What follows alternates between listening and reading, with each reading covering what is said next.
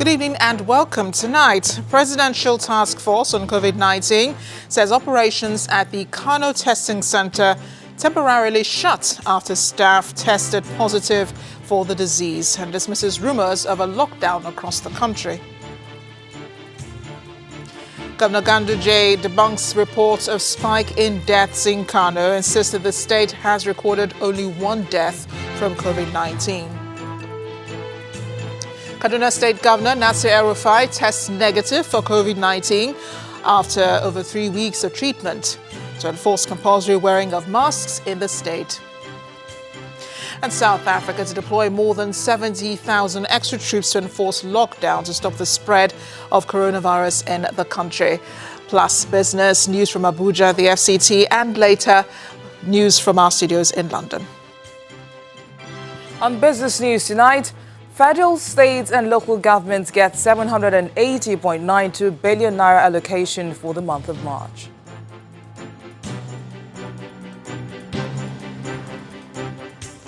On sports news tonight, the Badminton World Federation announces the postponement of the Lagos International Classics owing to the coronavirus pandemic.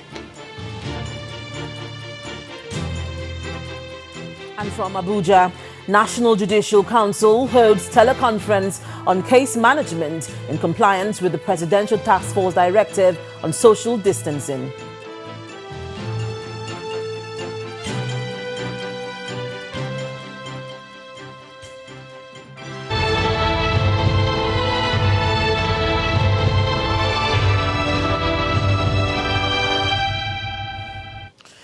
There's been a slight setback in the conduct of COVID-19 tests in Kano State after some officials working at a COVID-19 test laboratory in the state got infected. Not just that, the laboratories were shut temporarily while the state also ran out of test kits, a situation which the Minister of Health, Dr. Osagi Hanire, says is now under control. This formed part of conversation at the Presidential Task Force on COVID-19 briefing today in Abuja, where, among other things, the deaths in Kano, payment of salaries for university lecturers and who opted out of the IPPIS, and COVID-19 fake news topped the agenda. In Abuja and Lagos. It's the daily news conference by the Presidential Task Force in Abuja. Both the chairman of the PTF and the Minister of Health expressed serious concern about the rising cases of COVID-19 in Kano State. The Minister of Health also explains the rationale behind the temporary closure of the testing center for COVID-19 in the state.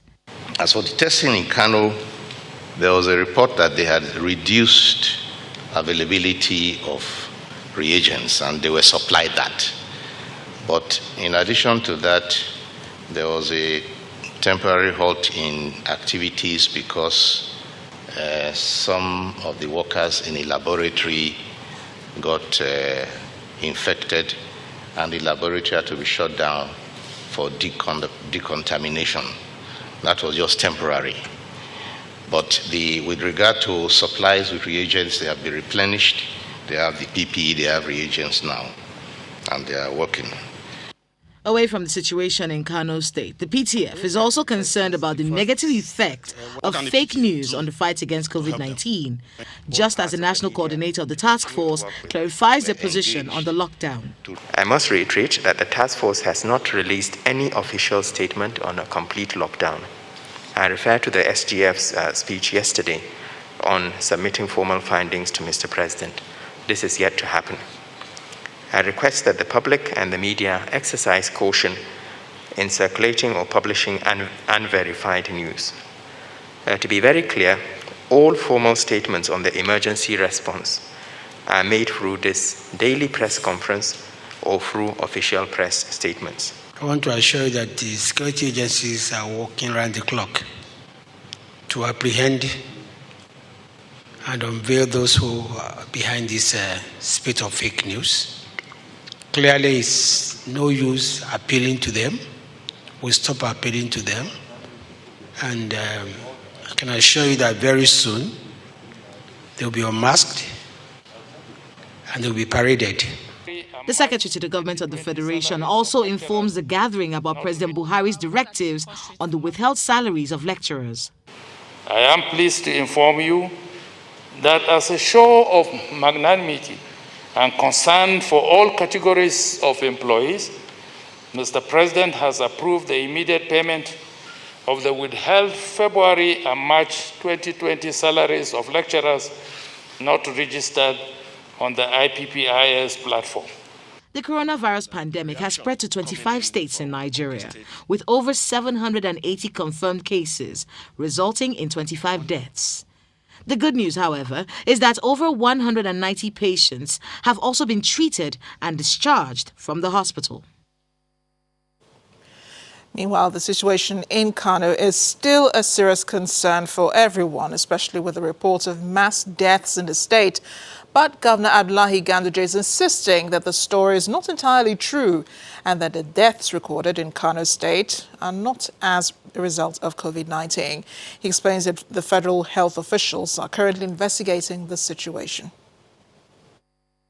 I want to assure you that the information as portrayed by Daily Trust some 2 days ago is that information is not correct, because we undertook a survey and investigation, and the initial report that I have received from one grave where some people reported 70 deaths, we found out there was only 13 deaths in that place, and we will soon get a complete report. But I assure you that information is not correct. Looking at previous burials, there is nothing to show that there is unusual frequency of death in Kano State. But you know, there's a lot of fake news going around. It is true that the test laboratory has been closed down for today, and we understood that there is infection within the laboratory itself. Probably some of the technicians have proved positive, but I think the federal government is taking care of that urgently. Also, there is issue of scarcity of reagents and scarcity of the bottles that convey the samples. That one too we discussed with the DG, and they assured us that they are taking an immediate action. And from Kaduna State, we go to Adamawa. From Kano State, we go to Adamawa, where a first confirmed case of COVID-19 has been recorded, with indications that a lockdown may come into effect. Governor Umaru Fintiri announced the news of the index case in the broadcast today, where he explained that the patient returned from Kano about 10 days ago and went into self-isolation. He asked that all the apparatus needed for him to be treated have been provided at the isolation center in Yola, while contact tracing has already begun. At the initial period of the pandemic, we identified 4 suspected cases which showed symptoms. We quarantined them and sent the sample for test. They all tested negative and were discharged. On the 20th of April 2020, we sent another sample of 3 suspected cases for the same test. Out of the 3, 1 of them sadly turned out positive. With this, I regret to announce that we have gotten an index case in the state, and Adamawa State is now formally on the COVID-19 map. The index case is a returnee from Kano into the state capital sometimes last week. Let's check in on Kaduna State, where Governor Nasir El-Rufai is out of isolation after testing negative for the coronavirus. He confirmed his negative status today via social media, where he acknowledged the massive outpouring of sympathy, prayers and public support that followed the disclosure of the infection. The good people of Kaduna State. In the evening of Saturday, 28th March 2020, I was notified that I had been tested positive for COVID-19 or coronavirus. I immediately made a public disclosure of this sad news and proceeded into isolation under the strict supervision of our medical professionals. I'm delighted to report today that after nearly 4 weeks of observing a strict medical regime, I have now received the all clear after 2 consecutive negative test results. I thank Almighty Allah for His grace and mercy. I also acknowledge with gratitude the massive outpouring of sympathy, prayers, and public support that followed the disclosure of my infection. My family not only went through the trauma of potentially losing a member, but also the risk of being infected as well. The entire family has been supportive as usual, while my many friends and colleagues from across Nigeria and all over the world have sent their prayers and best wishes. Here in Lagos, authorities have shut some private hospitals to the public due to exposure to the dreaded coronavirus disease. Our correspondent, Mary Alale Yusuf, visits some of these hospitals to determine the true situation of things. It's no surprise that some patients with COVID-19 get into private hospitals. By now, most people are familiar with the name First Cardiology Consultants Hospital, where the late Chief of Staff to the President is said to have received care. We are not shut down. True, the Chief of Staff was here. It's on the other end of the hospital, so you can see it's at the back end. There's a separate entrance, and that's where we set up for COVID patients. Anybody can walk in and be seen, but because of the COVID situation, we advise them to make an appointment because we don't want the waiting room crowded. It's not the only private hospital where a patient who exhibits symptoms consistent with COVID-19 infection has been treated.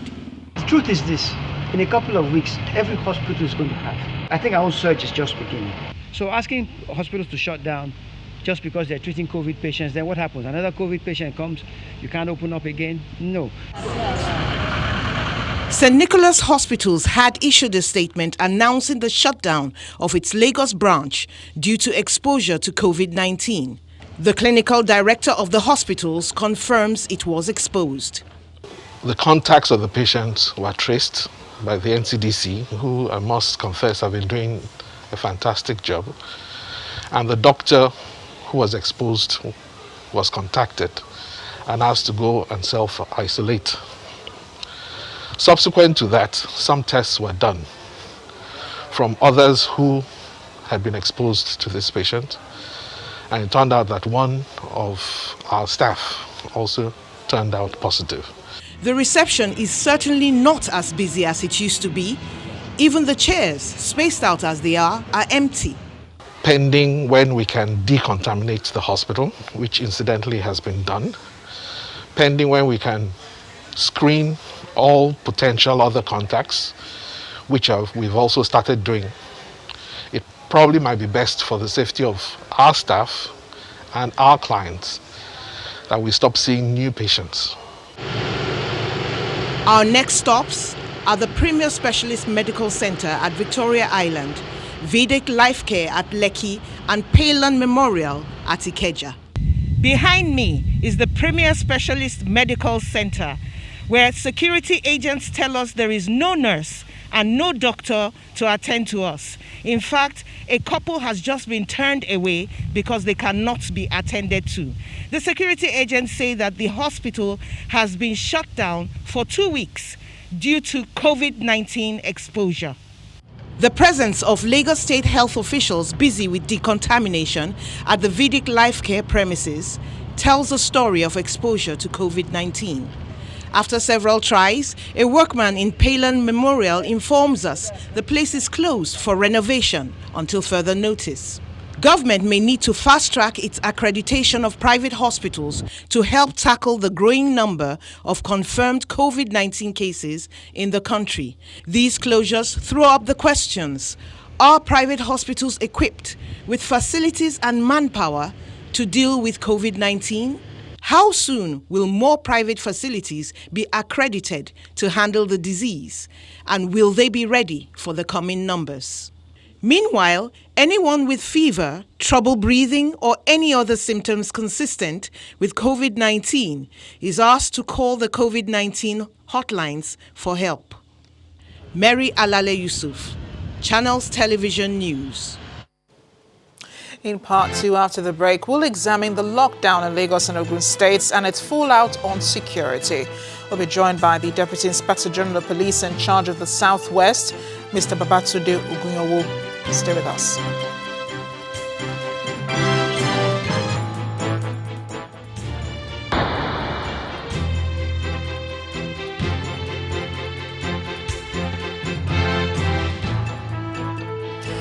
Welcome back. If you just joined us, you're watching the news at 10 live on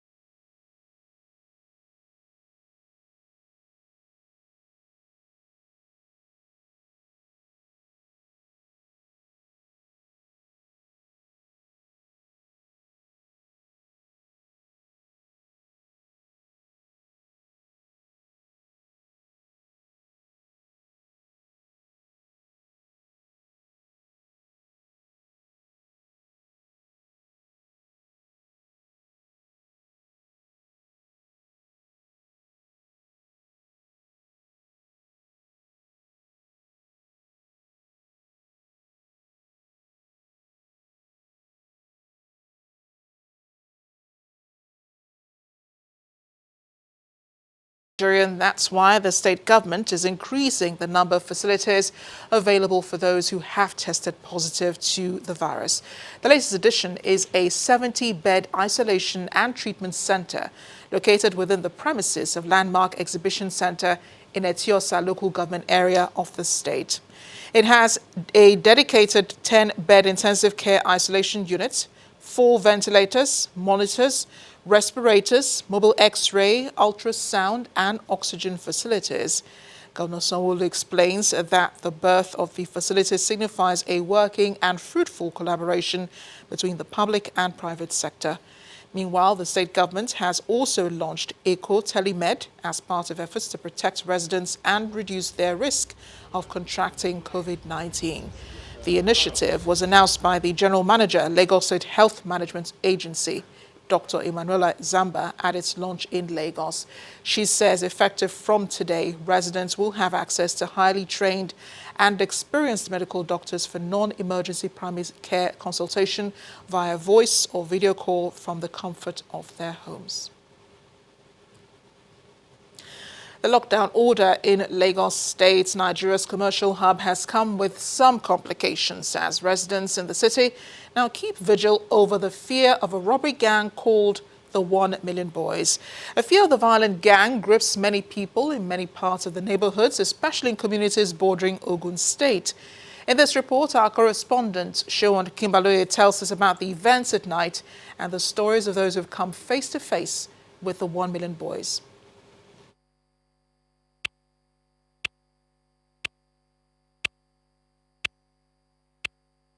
It is just few minutes before 10 p.m. in Lagos, Nigeria.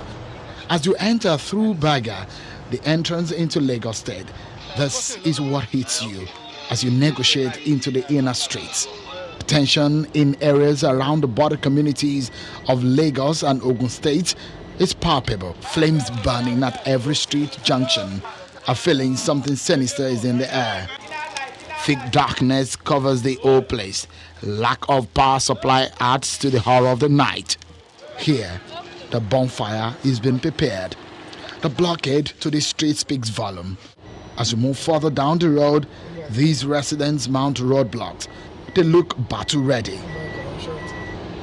Axes, cutlasses, and everything which proves useful to them, no matter how long or small. Even the animals are on guard. They sound the alarm around the neighborhood. The last drop of our blood, we are here to defend our territory. Anybody come from anywhere, come from Abuja, come from Kano, just come down here and we bring you down to the lowest level. Am I good? Yes. This is another section of this area where residents are now mounting their own security roadblocks. And this is not the only place. If you drive at almost every 2-3 minutes of these areas, you will find bonfires. Several kilometers away, the situation is not any different. Bale area in the Ojodu area of Ikeja in Lagos. It is past midnight here, The vigil is on for these people. Women are not left out. The enemy they dread is those they call the 1 Million Boys gang, who they say have been terrorizing the city.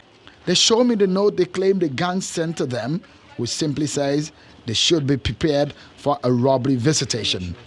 They steal, they even go about with POS, and if you don't have cash on you, they make you pay, and they rape too. It appears the fear of these people about the robbery gang is justified. Their visitation of terror in Meron area of Lagos still leaves a sad memory, and the scar of the attack hasn't yet healed on Mr. Bisi Adedire, an architect whose house was raided. I can see that they've entered every apartment. They divided themselves into groups. They have series of gadgets to remove. They broke windows, caught burglaries, do all sorts of things to gain entrance. They took my car, then they made away with all our phones here. They took everything and the money. His tenants too had their share of the troubling experience. They were shouting that it's not our fault, it's government, we have been locked down, it's not our fault. And the most shocking part was when I saw the POS with them. He asked for my PIN, inserted my ATM in the POS, and confirmed the PIN. Across the major parts of the Lagos city, the fright of the dreaded robbery gang is in the air, and residents are still apprehensive as the daily night vigils have become part of their lives, a nightmare they wish would disappear as fast as it came. Shewa Kimbalwe, Channels Television News. Let's now get further perspective on this issue. I've been joined at the News at 10 by the Deputy Inspector General of Police in charge of the Southwest, Mr. Babatunde Uguyowo. Thank you for being here on the News at 10. Thank you for having me. Well, you saw the report. What did you make of, some of the residents, their experiences, and, that the people have to be out on a vigil regularly because of this 1 Million Boys gang? Thank you. I want to say the efforts of the community to try and complement the efforts of the security agencies are still in line with the law. But what we are advising is that whatever steps a resident wants to take must be in line with the law. And I want to advise that it's high time we stop celebrating criminality or making them dreaded.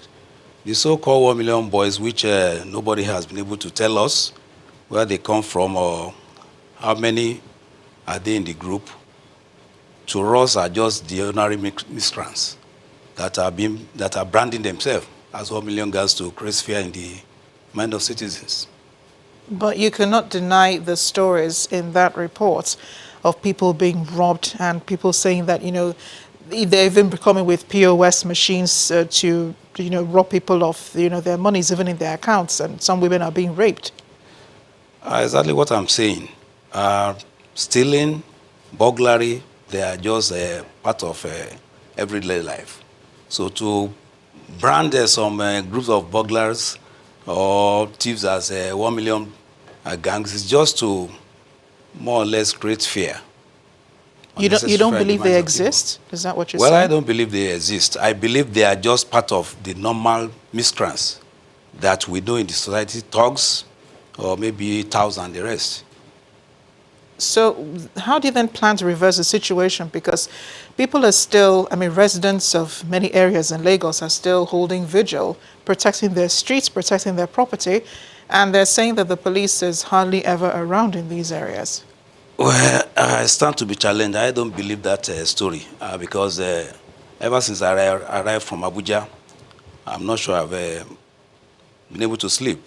We have been receiving calls and we have been responding. One thing I know is that we have been able to increase our response time. And I want to believe that any resident in Lagos who wants to be sincere will know that police has actually improved on their response time. We have sent our numbers out to residents to be able to call us in case of any security challenges, and that they have been doing from time to time. Well, we do commend your work, and we hope that residents in Lagos are able to believe that the police really is at their service. Thank you again, Mr. Babatunde Uguyowo. Thank you very much. It's time now to go to our Abuja studio, where Linda Akigwe is standing by with more news here on the News at 10. Hi, Linda. Hello, Amarachi. The National Judicial Council has commenced the use of teleconference in compliance with the Presidential Task Force Directive on social distancing. The Council's 91st meeting, presided over by the Chief Justice of Nigeria, Justice Tanko Mohammed, was held via virtual means, where all members of a National Judicial Council across the country linked up to deliberate on affairs of the judiciary. Over 2,000 documents were circulated and reviewed through the virtual meeting as the judges made their contributions. This is the first time the National Judicial Council will adopt virtual means of communication since 2016. The World Health Organization and the Nigeria Center for Disease Control have commended the Ogun State government for the purposeful leadership it has displayed in the management of coronavirus in the state. The two partners gave their commendations after an on-the-spot assessment of some isolation centers and a newly installed molecular laboratory at the Olabisi Onabanjo University Teaching Hospital. The Governor, Dapo Abiodun, also used the occasion to appeal to the Presidential Task Force on COVID-19 to come to the aid of the state. Ebonyi State government has issued a directive of no face mask, no public movement in all parts of the state. The state governor, David Umahi, said this during a meeting with the state anti-COVID-19 committee in Abakaliki, the state capital. He explains that the state government will take seriously the no face mask, no public movement order to help prevent the outbreak of the virus in the state. Ebonyi State is one of the states that has not recorded any case of COVID-19. Let me warn again that no face mask in Ebonyi State, no public movement. If you don't have face mask and you are out, I am directing the local government chairman to use their men to inflict minimum compliance, which is the cane. The cane. No face mask, you will attract cane. It doesn't matter whom you are. So if you're a big man and you are coming outside and you don't have face mask, you will face trouble, and the law is very clear about that. We have also emphasized, in fact, the GOC has also warned that the order of blocking must be maintained. The police must block the first point of the border. The army must give a safe distance and then block. Then the other security agencies will now block. And then after that, it is now the neighborhood watch. We expect the youth assembly to work with neighborhood watch to assist us.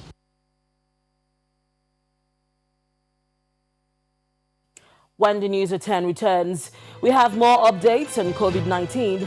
Plus, federal, state and local governments get over 780 billion naira allocation for the month of March. That's in business news. Join us again.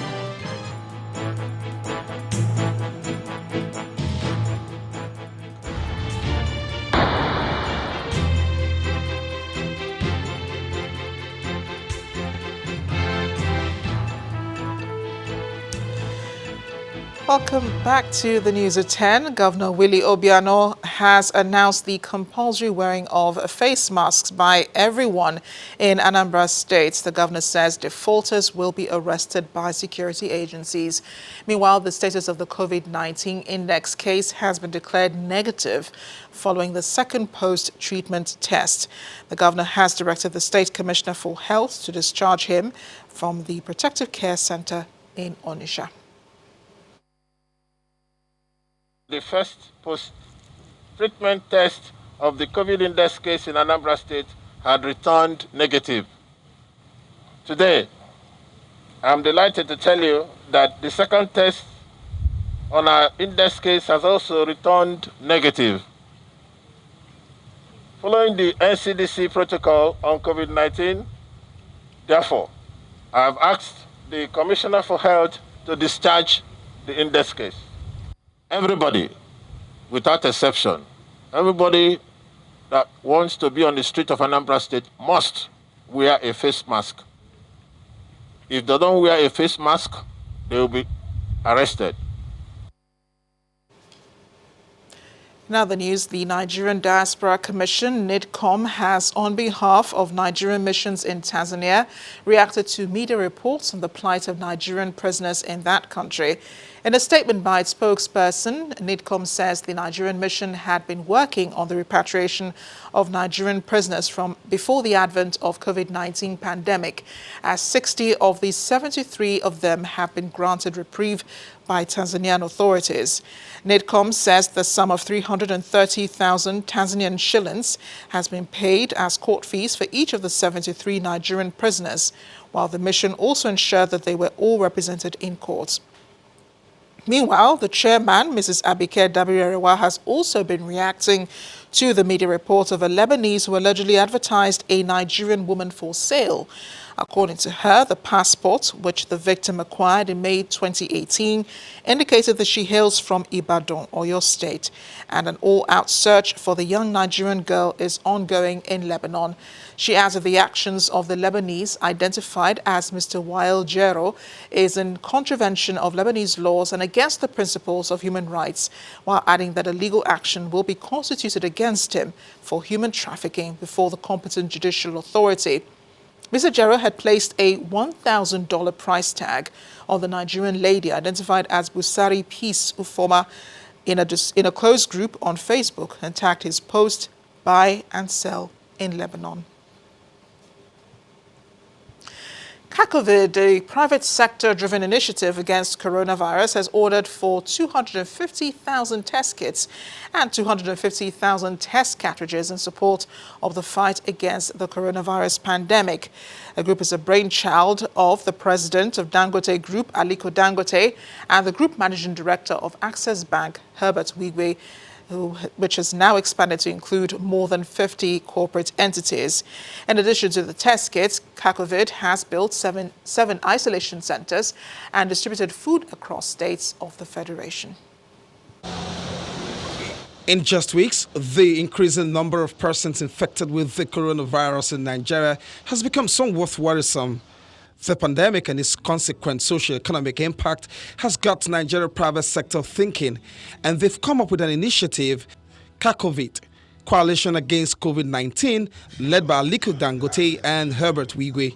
We use molecular tests in Nigeria. Molecular tests means that they take a swab of your throat or your nose and they mix it with a chemical reagent and get a result. So that's a much longer process than the quote-unquote rapid test kits. But just so everybody's clear, we don't have any globally validated rapid test kits as of today. Therefore, Nigeria isn't trying to play and use quote-unquote rapid testing kits whose validity is not proven. So our goal is to expand testing in an intelligent way. 3 thematic areas have been designated for this intervention. They want to increase Nigeria's testing capacity, build isolation centers across the 6 geopolitical zones and Abuja, and feed 1.67 million families across states of the Federation. Just as we're doing all of that, and Zuera went to great detail in explaining the fact that we need to be also careful of the social issues. We can lock people up for 2 weeks, we can lock people for 1 month, we can lock people for 6 weeks. What are we going to do about hunger? Which it becomes what they call stomach virus. Some people will tell you that before Corona gets to them, they would have been dead from hunger. So we have to be solving the same problem. They're intertwined, all right? Social distancing, physical distancing, etc., without providing for people, all right, to eat is a big, big issue. Don't worry about the food distribution and how it gets to the real people. CACOVID is sending 3 members to each 774 local government area in the country to effect the distribution. We've got a strong team of people looking at what we can do. You've just had a high-level view of what we intend rolling out. I'd like to believe this is just the start of what we can do. But for me, it's all really in the one little word that you will see at the top: staying alive together. It's a challenge that has remained unclear how to deal with, but CACOVID hopes the approach of solving the medical and social issues simultaneously, plus post-COVID economic recovery plans, will help substantially. Olu Phillips, Channels Television News. As part of efforts at containing the spread of coronavirus, Henkel, makers of laundry and home care, as well as beauty care products, has donated 1,000 cartons of its products to the Lagos Council of National Association of Nigerian Nurses and Midwives. The company's head of marketing, Olumide Aniyikaye, says the target is to give 10,000 cartons nationally as its corporate social responsibility to the frontliners who are at risk daily in the battle against COVID-19. One of the groups of health workers on the front line of the COVID-19 battle are nurses. Their safety and well-being becomes very important as caregivers for the sick in the battle against the unseen enemy. This is why Henkel is donating 1,000 cartons of detergent and bar soap for their laundry and bathing. We as an organization have pledged to donate about 10,000 cases or cartons of Nitol soap and antibacterial detergent across, primary health care centers, across sectoral bodies in Nigeria. This is for nurses in Lagos, and of course we are having, various other donations across, the country to nurses in conjunction with the state's nursing and midwifery associations. This comes handy for daily use by both the personnel and cleaning of the medical facilities where patients are cared for. It is part of the things they will need. We may be talking about paramount articles like PPE anyway. We're talking about face masks, disposable aprons, gloves, the coverall, sanitizers, disinfectant, antiseptics, and all those things. But this one is also going to come handy because we also need this as well. The package received by COVID-19 Action Committee of the National Association of Nigerian Nurses and Midwives is to be distributed to all state, federal, and major primary health care centers in Lagos State.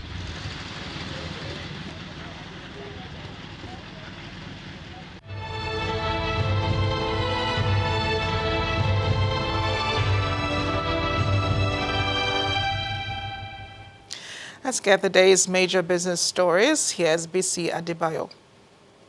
Welcome to Business News. The Federation Accounts Allocation Committee has disbursed 780.92 billion naira to the 3 tiers of government and relevant agencies as allocation for March, after setting aside over 119 billion naira to support April revenue due to falling oil prices. This month's FAC meeting was held through virtual conferencing due to the lockdown in the country caused by the COVID-19 pandemic. According to a statement of accounts issued by FAC today, the total amount shared is made up of statutory revenue, value-added tax, and exchange gain. A breakdown of the figures shows the federal government received 264.33 billion naira, state governments 181.48 billion naira, while 38.75 billion naira was doled out to local government councils. Oil-producing states received 38.75 billion naira as 13% derivation revenue. The balance in the excess crude account was put at $72.22 million.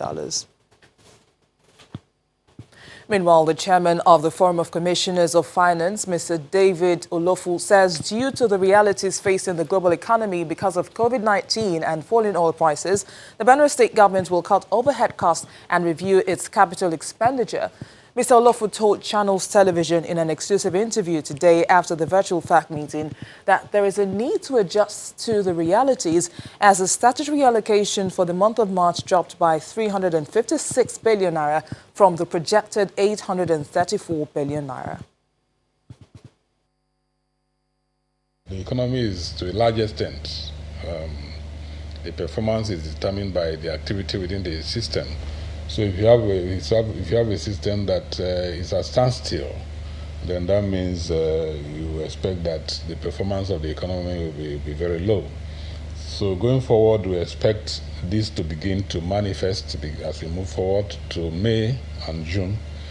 And for us as a state government, we are looking at cutting some of our non-essential expenditure, particularly in the look at the area of our overheads. and some of the capital expenditure that we have, we need to prioritize them to make sure that they are within the reality that we have at the moment as a state government going forward. Let's head to the markets now. Nearly 80 billion naira is recovered from the previous profit-taking earlier recorded in Tuesday's trading session at the NSE following renewed interest by investors on some low-priced value stocks. Here's Temple Ashaju with the trading figures for today.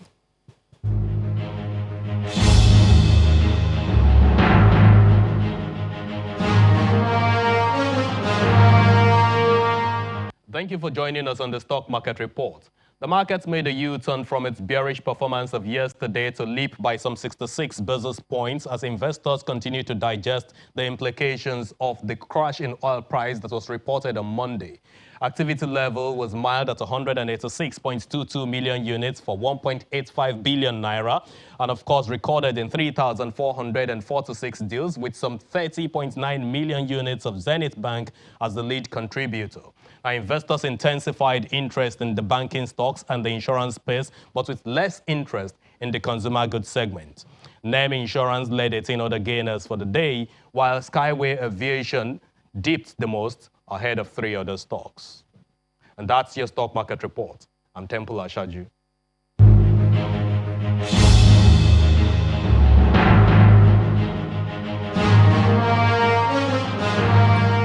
Thanks, Temple. Meanwhile, global stocks rose for the first time in 3 days as crude prices stabilized after a record plunge, while better than expected earnings also lifted market sentiment. Let's take a look at today's figures. Welcome back to the news at 10. We have this just in. The 36 states governors in Nigeria have recommended a national lockdown over the next 2 weeks to further curb the spread of the coronavirus. Chairman of the Nigeria Governors Forum and Ekiti State Governor Kayode Fayemi says the interstate lockdown has become necessary following a continued rise in the number of infected persons and deaths. The governors have also resolved to set up COVID-19 committees at regional level to be headed by state health commissioners. He says the governors are only making a proposal as it is left for the president to decide. Again, the 36 state governors are proposing a 14-day interstate border lockdown to curb further spread of the coronavirus in the country.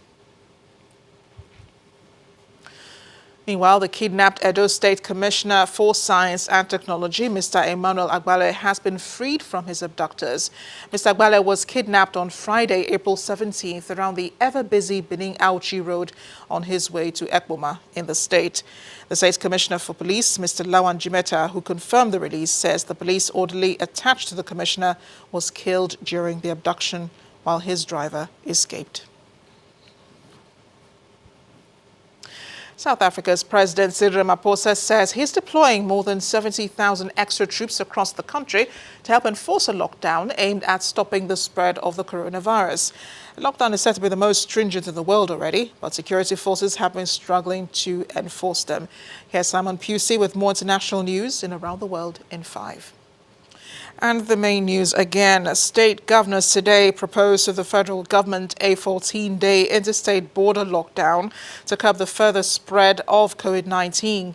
NGF Chairman Governor Kayode Fayemi says the interstate lockdown has become necessary following continued rise in the number of infected persons and deaths.